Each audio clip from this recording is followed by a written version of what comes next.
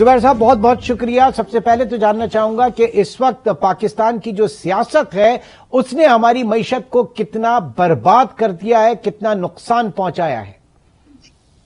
देखिए, इसकी मैं आपको बताऊं, बिल्कुल ऐसी है। पॉलिटिकल इंस्टेबिलिटी की वजह से कारोबार के ऊपर बहुत ज्यादा असर पड़ा है। बिजनेस जो है ना, चाहे वो इंटरनेशनल हो चाहे नेशनल हो, सब जो है ना स्टैंड स्टिल जैसी पोजीशन में है। और उसकी एक बिल्कुल साफ मैं आपको वजह ये बताऊं कि ये देखें कि अभी जो पोजीशन है उसमें ये ऐसा कुछ नहीं है कि कोई एक्सपोर्ट नहीं हो रहा है या हमारे पास रेमिटेंसेस नहीं आ रहे हैं या होम रेमिटेंसेस नहीं आ रहे हैं, कुछ कम आ रहे हैं।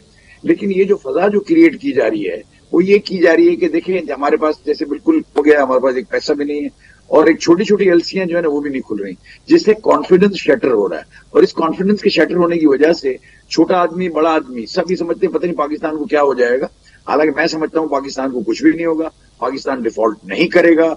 बिल्कुल सारे पैरामीटर्स अगर हम देखते हैं, डिफॉल्ट का कोई साइन नहीं है, ये श्रीलंका नहीं है और बहुत सारी बातें हम करते हैं। लेकिन साथ ही जब ये आप ये देखते हैं, अब लोगों ने पहले डॉलर खरीदना शुरू किया, फिर आपने देखा गोल्ड की प्राइसेस बढ़ना शुरू हुई। जब डॉलर का मामला खराब हो गया तो गोल्ड खरीदना शुरू कर दिया। तो लोग जो है ना उनके ऊपर इनका जो ट्रस्ट डेफिसिट है वो इस वक्त सबसे ज्यादा हाई है।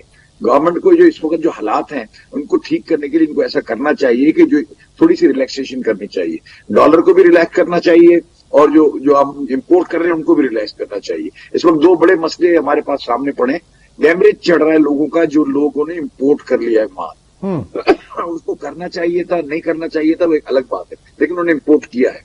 इस इम्पोर्ट करने की वजह से जो प्रॉब्लम हो गए वो वहां माल खराब हो रहा है। सोयाबीन का केस आपको पता है। फिर इसके बाद जो आपकी जो प्याज आई हुई थी और ये सारे जो अदरक थी वो भी पोर्ट कासिम के ऊपर पड़ी हुई है। फिर जो एसेंशियल आइटम्स की भी जो पोर्ट के ऊपर चीजें पड़ी हुई हैं वो भी रिलीज नहीं हो रही और नई एलसीआं जो है 84-85 चैप्टर की, उसके अंदर बड़े प्रॉब्लम्स है। मैं समझता हूं कि अगर रिलैक्सेशन नहीं हुआ तो बहुत ज्यादा नहीं सर, कैसे आप व्याउट भी बताइए कि रिलैक्सेशन कैसे होगा। ऑफिशियल चैनल से अगर डॉलर कोई बाहर से रेमिट करता है वेस्टर्न यूनियन के थ्रू और मनीग्राम के थ्रू तो 215 रुपए उसको मिलेंगे और हुंडी के थ्रू करता है तो 250 रुपए उसको मिलेंगे। तो कौन ऐसे में करेगा? फिर दूसरी चीज ये, हुकूमत के पास ना फिस्कल साइड पे स्पेस है ना मॉनेटरी साइड पे स्पेस है। हाँ, गवर्नेंस आप जरूर कह सकते हैं कि डॉलर की स्मगलिंग जो है इसको रोका जा सकता है। तो ये वे आउट क्या है आपकी नजर में?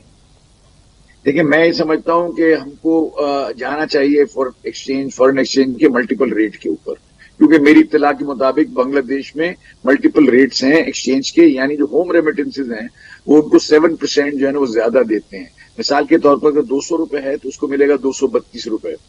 तो उसके अंदर वो जो ये एलिमेंट है, इस वक्त जो होम रेमिटेंसेज जो कम हो रही है, बड़ी फिक्र की बात है। क्योंकि इसका मतलब यह है कि लोग पैरेलल जराए से जो है ना अपने जो है ना भेज रहे हैं, को $1000 भेज रहा है, को $500 भेज रहा है।